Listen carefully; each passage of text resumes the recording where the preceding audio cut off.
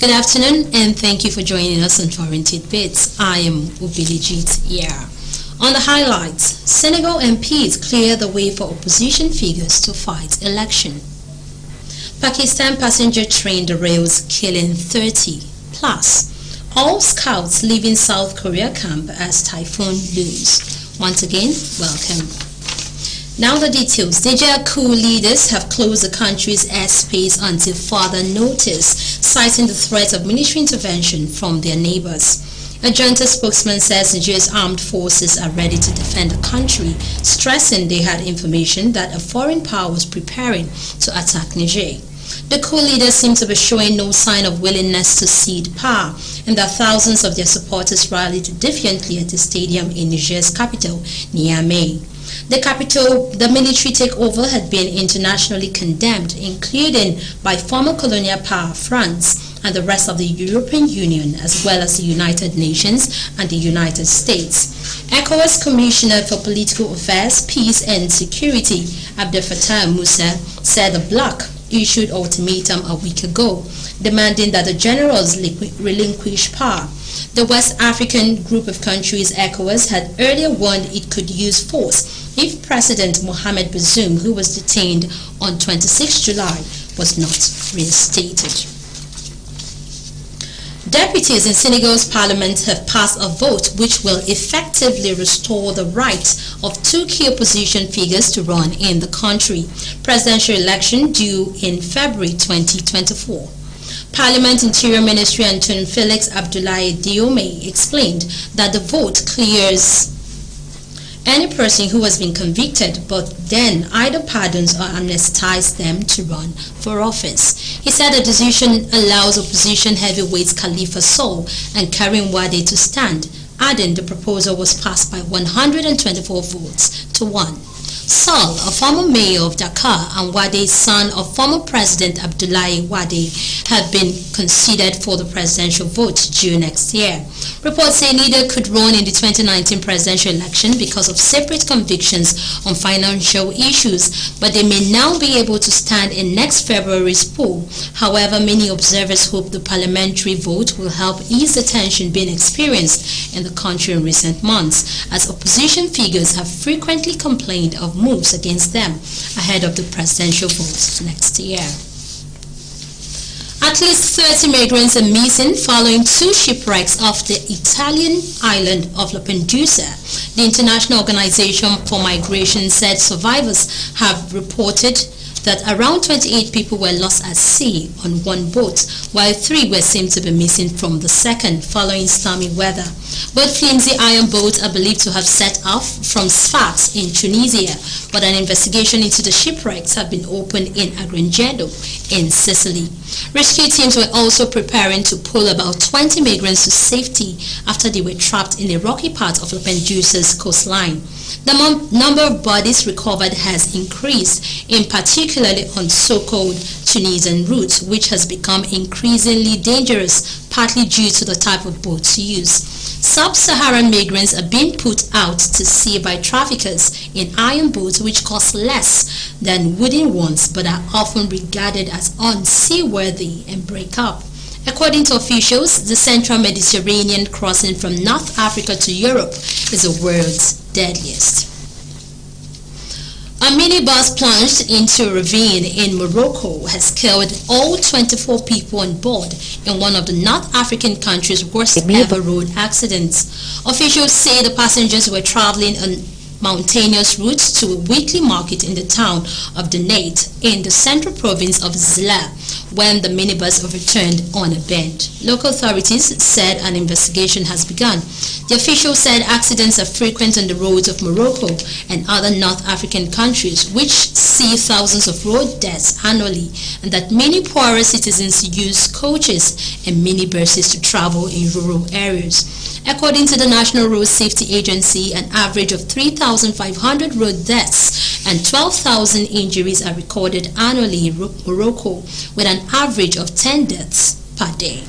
Authorities have set out to halve the mortality rate by 2026 ever since the worst bus accident in the country's history left 42 people dead in 2012.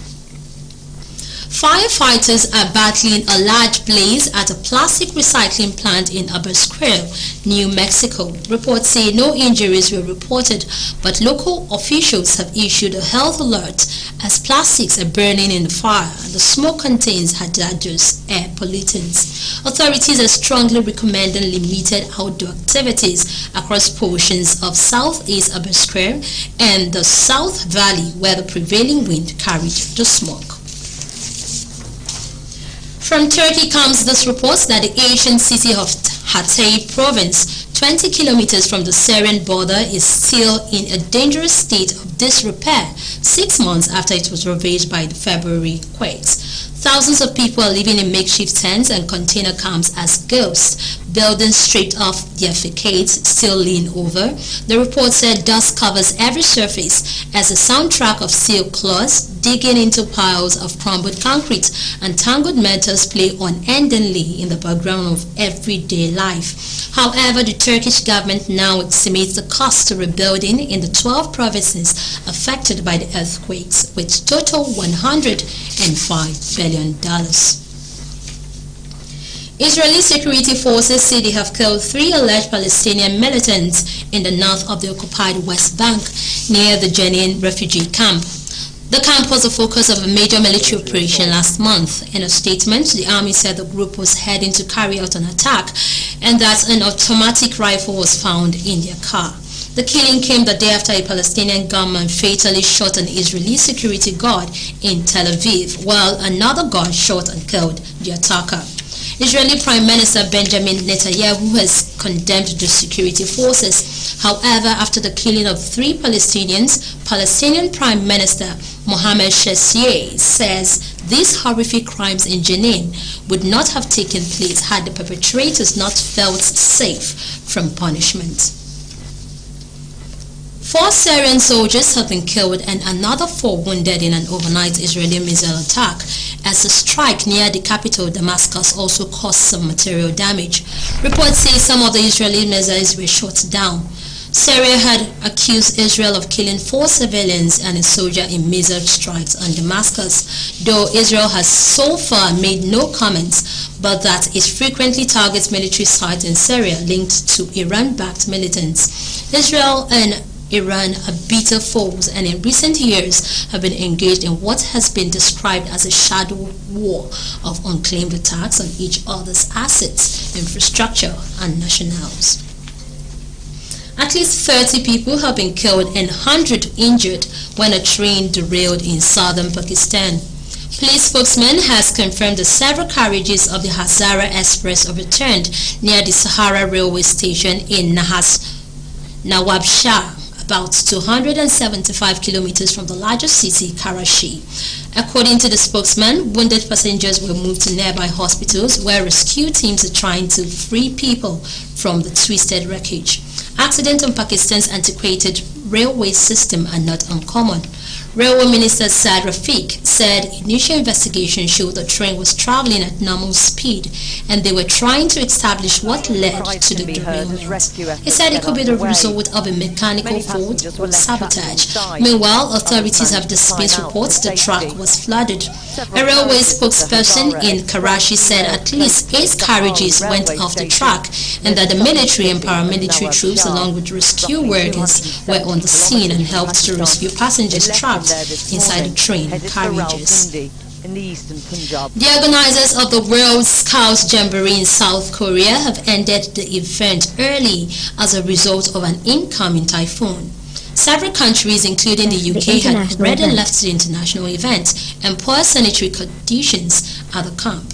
UK Scouts Chief Executive Matt Hyde said he felt let down by organizers and UK activities had been set back years, adding the site had become a health risk. Attended by more than 40,000 young people, the World Scout Jamboree has been plagued by problems from the very start. World Scout Jamboree organizers said the South Korean government told them it was no longer safe to hold the event, adding the hundreds had fallen ill amid 35 degrees Celsius heat, with scouts from the UK among those affected by heat exhaustion. Meanwhile, South Korean Interior Ministry official Kim Sung-ho had said 36,000 people in Samangwen will be taken by birds to areas which are not in the path of the typhoon.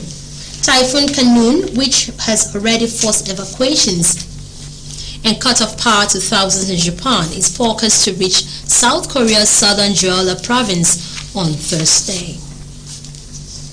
Now to end the foreign tidbit, another look at some other major stories. Deputies in Senegal's parliament have cleared the way for opposition figures to run in the country's presidential election in February 2024. 30 people have been killed and 100 injured when a train derailed in southern Pakistan. We also brought you reports that thousands of scouts at an international event in South Korea are being evacuated from campsites due to an incoming typhoon. Thank you so much for watching RSTV Foreign Tidbit as produced by Patience Fubara. I am Ubilijit. Good afternoon.